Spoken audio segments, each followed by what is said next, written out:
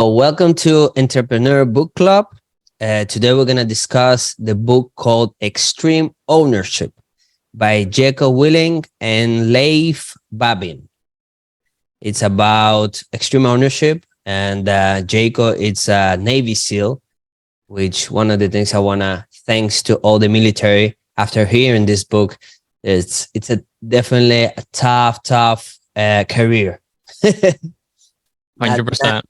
Not fun, but very necessary. And because of this type of people like him, we can live safely in this country.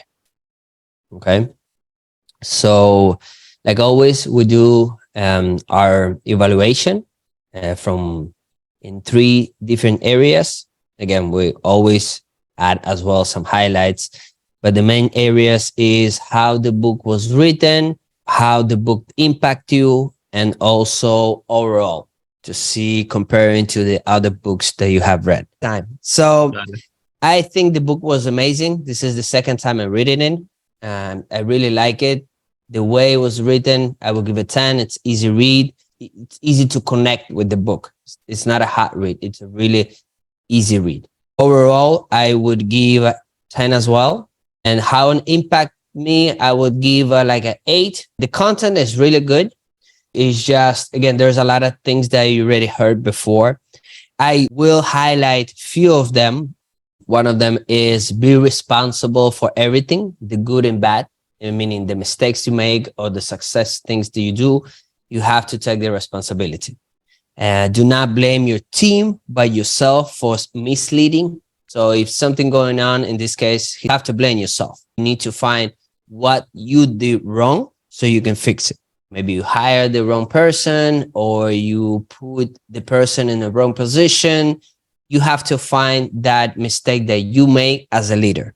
The enemy are coming from external, not internal. Focus on bad things that can happen outside. When you have a good team, the team is everything. And I think in business, we can also relate. If you have a good team, you can succeed and thrive in any environment. Good economy, bad economy, business, not so good business, but with a good team, you can thrive. Prioritize and execute. The way he said, I really like it, is when you get very overwhelming, we get a lot in the business because you're doing so many things and sometimes it's a chaos. So you need to prioritize and execute.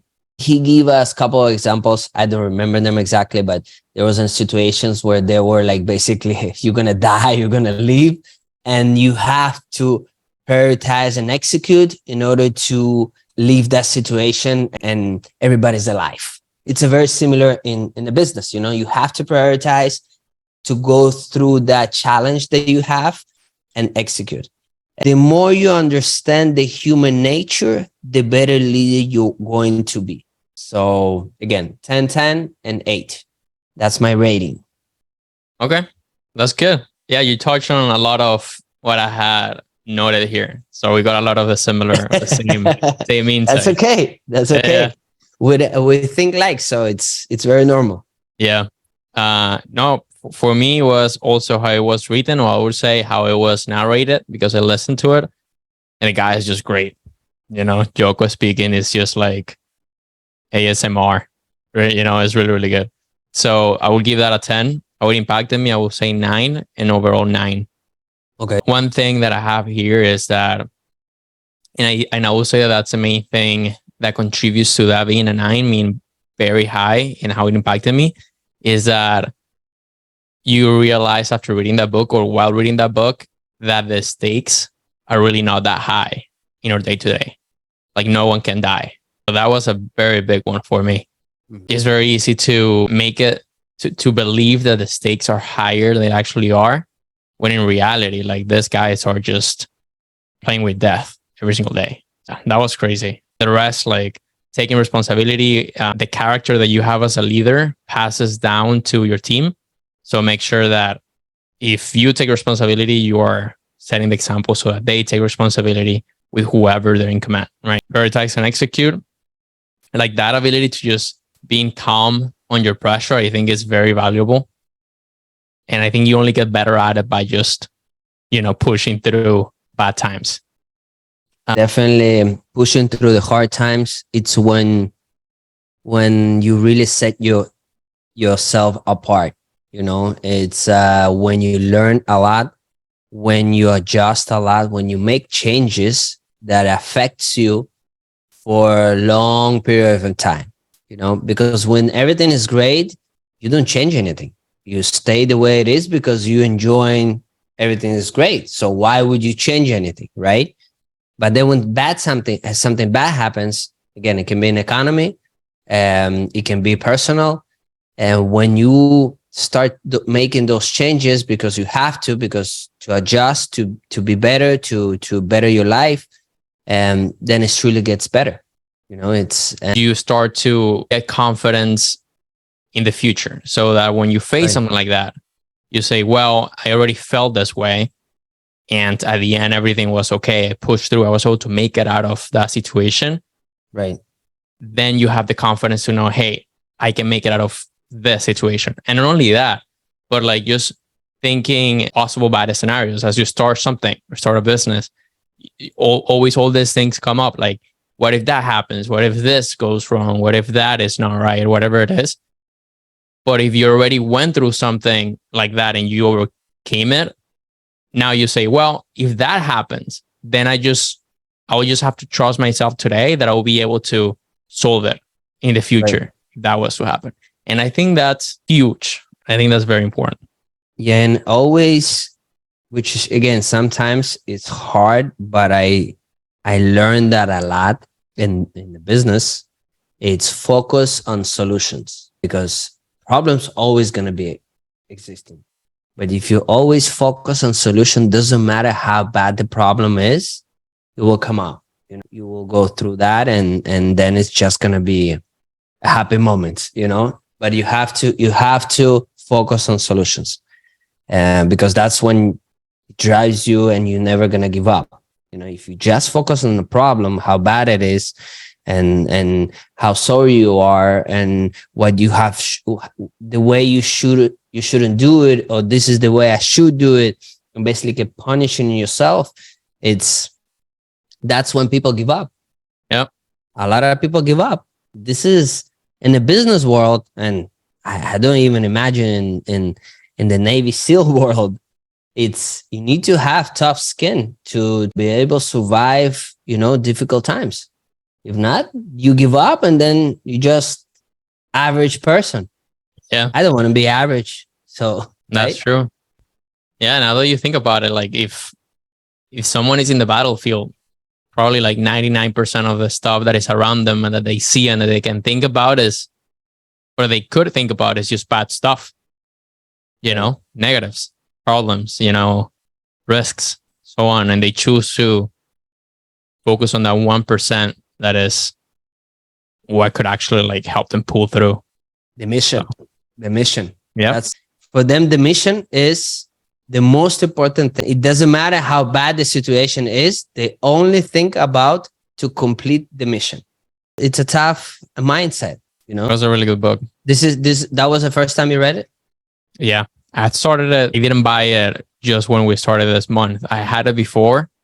And I had played it like, I think 30 minutes of it. And I ended up, continuing this month. But cool. Yeah, first time. Cool. Yeah. Second time reading it, and I love it again. After you read it in the book, I would say just a year pass and you read it again and it seems different. And it's not because the book is different, it's you different. Yeah, exactly. The book is not different. Exactly. So yeah. It's cool to reread the same books. And if you like them a lot, that's why I love to buy books physically when I really like them, because then I read them again. And one of the things I also notice about the reading the books different ways, it's very interesting when you read the book in audiobook with the tonality of whoever talking, which can be same guy who read in the book, or it can be somebody else. The tonality of the book is you see the book one way, but then when you read on your own physical book with your mind, you get in your own tonality of the book, and sometimes you see the book differently. Yeah, It happens to me a couple of times. that's true. Sometimes, yeah, that's what I read, and this is what it is. But sometimes you read the book with your own mind, and you see the book differently, understand differently. I also started, I don't know if I told you, but you probably have heard like people say you're better off reading the same X amount of books over and over again as opposed to just reading 1,000 different books that are not as good. Okay. I think that's very true. I think there's a lot of value in identifying which are those really good books and just read them every year or every 6 months or whatever. The same with articles or any piece of information that you think is really, really good. I started to, and the same thing happens with like stuff that you learn, because we learn stuff and we forget it, even if it happens to us, you know? A lot. Yes. So I was thinking like, what if we just, as we learn things, we write them as our own book, or maybe not our own book, but on like our own journal of lessons. And we just keep reading them every year or whatever. So I've been doing that. Like if I read something and if I like it and if I identify a lesson, I will just write it down, and I have a specific Google Doc for that. And once it's a complete thought, I put it there, and then every once in a while, I just read what's in there. And it's amazing how, you know, something that you wrote and that you learned, and it was like you're 100% focused at that point, you forget about, you know, because you start focusing on other things.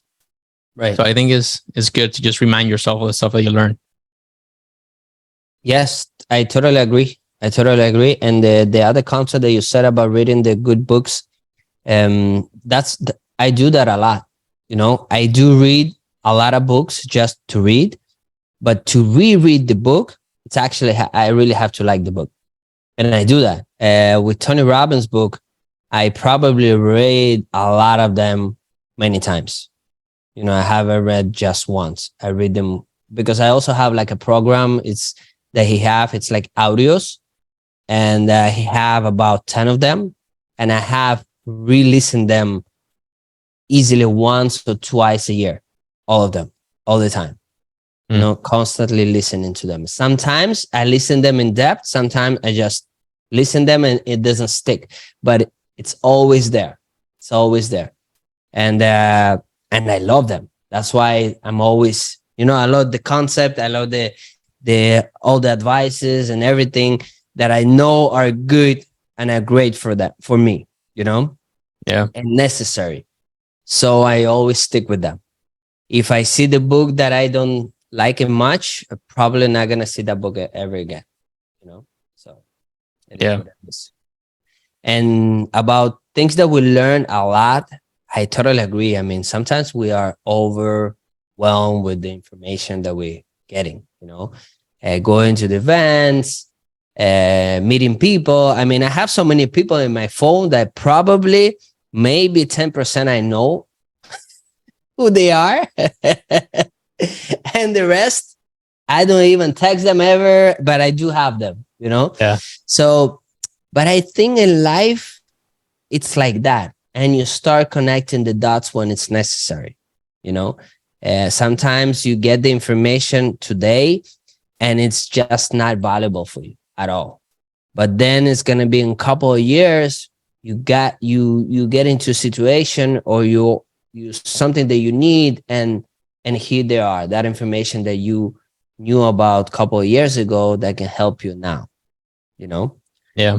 Maybe not even remember, but because you're revising that again, it's easier for you to understand, and now you're implementing that.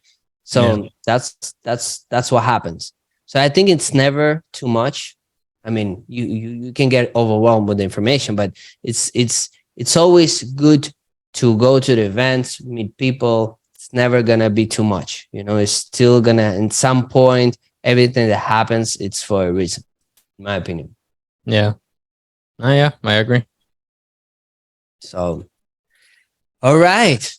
Thank you for coming, Stefano, like always. Thank you, man. Our next book is, let's see here. It's called Designing Your Life by Bill Burnett and Dave Avance.